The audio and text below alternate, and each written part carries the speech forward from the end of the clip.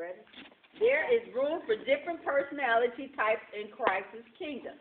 Indeed, God made us all different from our own, with our own strengths and weaknesses. Let's be careful not to force other believers into our molds, assuming that our personality is Christian and theirs is not. Amen. Instead, we need to learn from one another because Christ is speaking to us through all our brothers and sisters. Amen. So you mean he could be speaking to you through me, and me through you, and not just to me through you. Right. Okay. You got to take that one back, huh? Okay. I need that tape. Mary sat at Jesus' feet. She knew that she would not always have him nearby. But while she did, she drank in everything he had to say. It's so easy to become task-oriented in our fast-paced lives. But when our friend's pace denies us time to draw near to Jesus, the quality and meaning of our lives begin to drain away. That's right. Mary wanted to do something special for Jesus, so she met his personal need by anointing him. Christ tells us that when we do anything for the least of these, we do it for him. Jesus is not physically present with us today, yet we can help meet his needs by offering food to the hungry, drink to the thirsty, clothing for the naked, hospitality to strangers, and visiting those in prison. All right? What's that? Give me some money. Oh. That depends on who we. You give me your money up? No, you know that. You go to the hospital? Okay. The widow and the myth. This was a widow who was poorest of the poor. She loved God. She contributed everything she had to the temple. Ain't that something? She alone attracted Jesus' attention as he and his disciples sat by the treasury. And that was, did you hear what she said? What it said? What did he say? She contributed everything she had to the temple. Did y'all hear that? And what else happened? All right, okay. All right. All right. So did she know what her blessing was, or did she not, or did she? What was everything though? I guess that's what we got to look at. All right. What was everything? What was her? What did she have? Right. Now I guess that's what we got to look at. What was it that she had? The word of God. Okay. All right. So looking at that today, this generous widow is an interesting contrast with the young man who asked Jesus what he had to do to inherit the kingdom. When the young man insisted that he had kept the commandments, Jesus told him to sell his possessions. All right. Give them to the poor and follow him. The young man walked away. For him, money had priority over following Jesus. What we do with our money reveals our priorities. No one would have thought less of the widow if she had kept those copper coins worth less than a single cent. That's the wrong cent, you guys. Okay?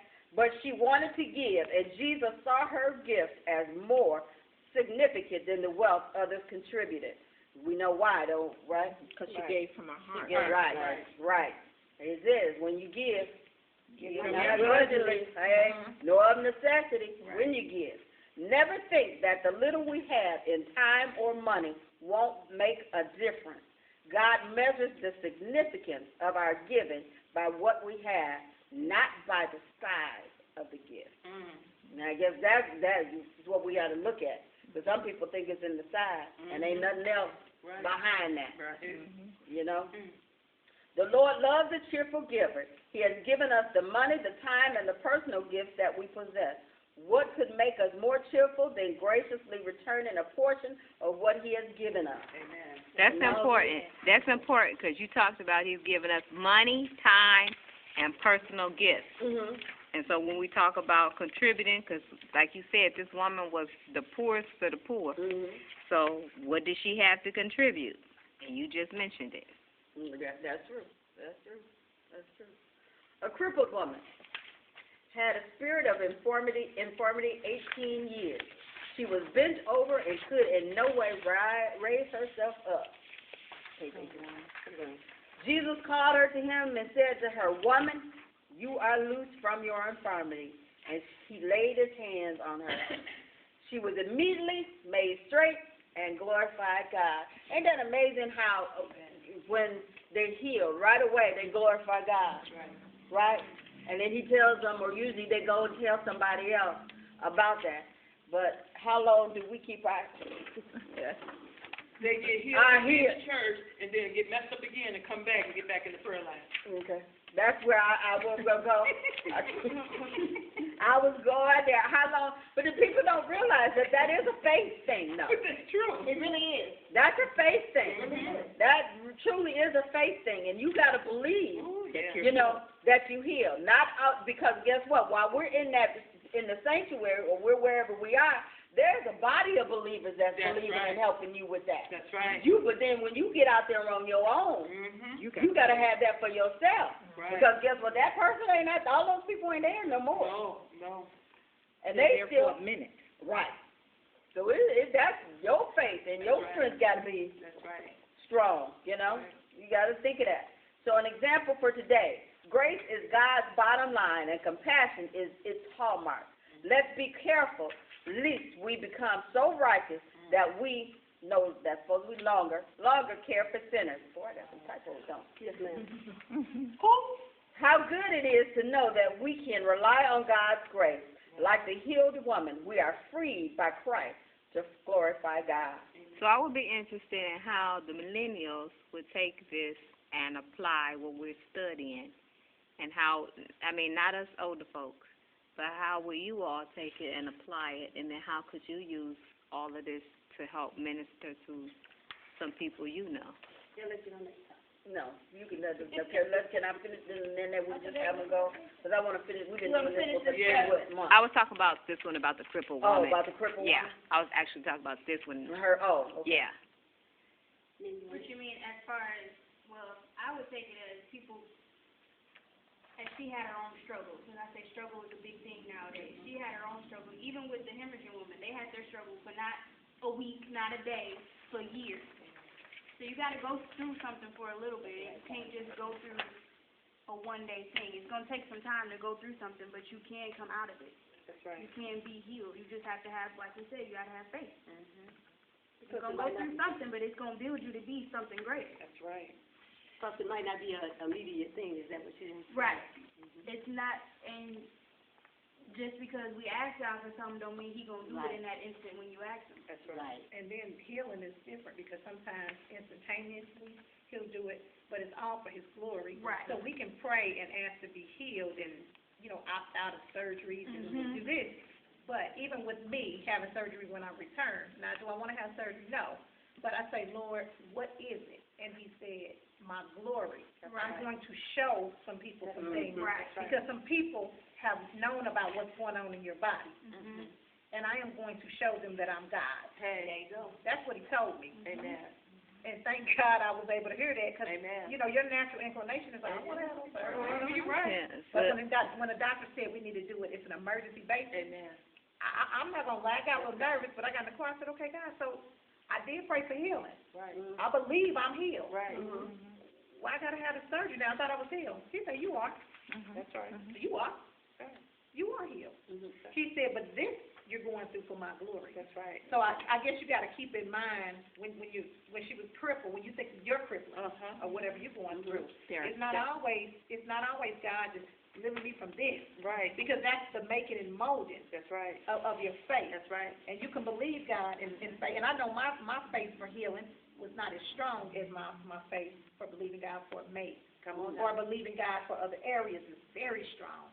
And I can pray you up a husband. Amen. Sure, I can pray your husband into existence, tell you how to wait for him, tell you to buy your stuff 2 years before he comes, get you dressed. That's my faith. Right. Strong. Right. That's how I got pastor. That's right. And I can pray for other stuff.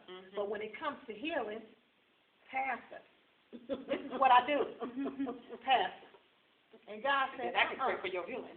He said, Come on. come out of that. Come on, Rosie. You got to know God in those areas. So that's why I'm getting the surgery. Right. And that's why I got to get a biopsy because they thought they saw something. Because God is saying, I need you to believe me in That's that. right. That's right. You ain't gonna go out like no sucker. That's You right. ain't got no cancer, Tricia. That's right. But I'm getting ready to get the glory, and I'm getting ready That's right. to bring you up to a That's level right. of faith Come where on. it's as strong as this area. Come on. And thank God I heard that, because otherwise you'd be nervous and you'd be Right. sure. But no, I know exactly what he's gonna do. Right. So how- He gets the glory, So how do y'all apply that to and them? that's how I got peace. Right. Yeah, because their crippling may not just be physical. I think you all have a lot of crippling that's emotionally and psychologically, whereas we got it too, but you all don't have it the same way we do.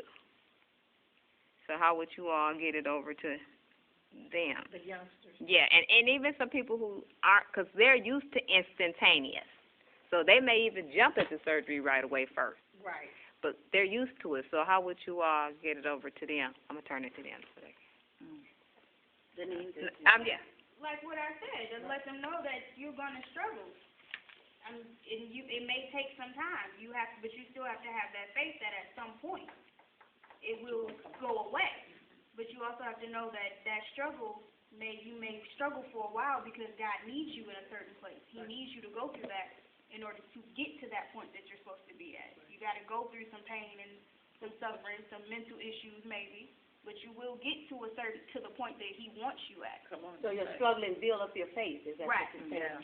Yeah. You got to have the faith in Him to come out of it. Come on. And sometimes God cripples you in order for you to call on Him. Right. Come on now. Because if you've never gone through anything, Come on now. you will not know how to call on the I name know of the you're Lord. right.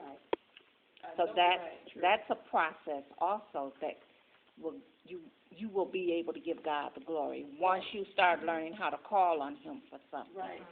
And if you never go through, How do you know he can how do do you it? know But also, He's gonna do it? you also got to think don't think it's Right. going to be relieved right away when you call on Him That's the right. first time, though. That's right. He has to see your faith and your consistency in calling on Him. Right. He may relieve a little bit, but that don't mean you won't go back into something. Come if on. you stop. Oh, persistent. If it hits you the right way, Right, but I'm saying it got to You hit gonna you though, call. and it has to stay you in gotta you. mean it. It has to Yeah. stay in you. You can't do it just because you want that instant relief. You got to really believe and really have that faith. That's right. Yeah, 'cause faith comes by hearing, And and hearing the word of God. Right. You don't just grab faith like that.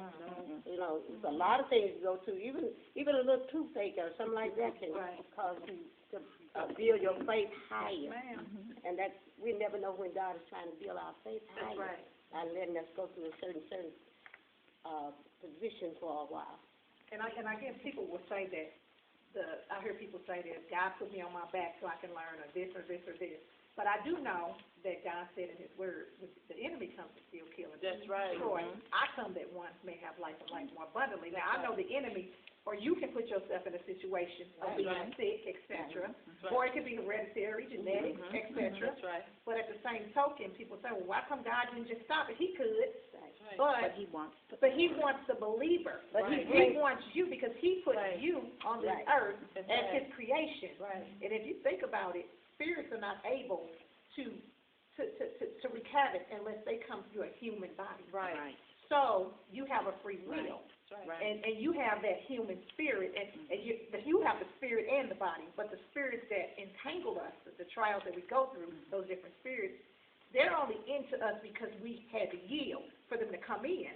And that's the reason why we, the believer, have the power and we can speak to it, because we are the human, because God only gave the power to the human. Right. And the spirits can only have power because He's coming into a human. Right. Who gave him a body. Right. Enabled him to operate and act right. a fool. That's right. So you got to remember that too. That's right. That then faith come by hearing, and hearing the word of God. If you read the word of God, you may think that God came the minute people was in problems, and things was happening.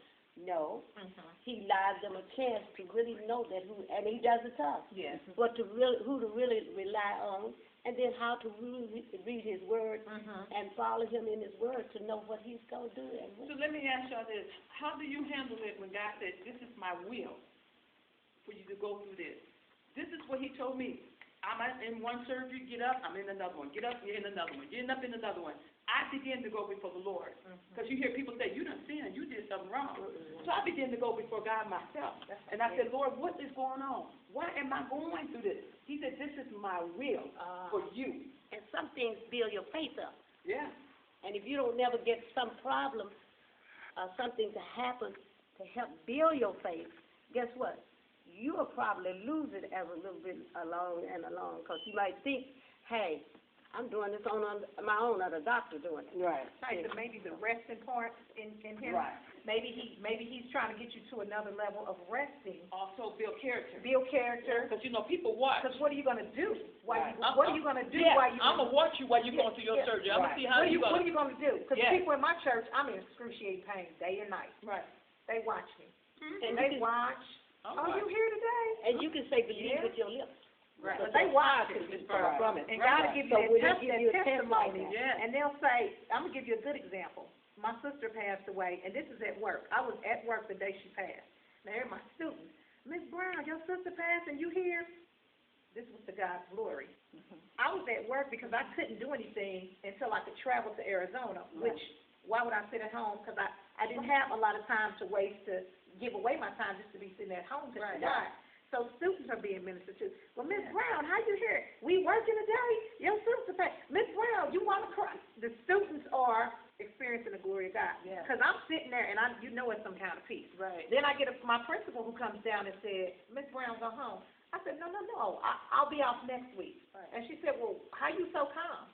I said, because I'll be off next week. and you know what? Because you listen to the word of God. Yeah, I'm feeding my everything. Right. I'm in the Word 24 hours. I got that stuff on while I'm asleep. Right. Because I ain't crazy. Right. But I know I got to go to work because I know I'm finna be off a lot of times. And why am I finna just be off? I know it happened today, Right. but society says you should be at home crying. Right.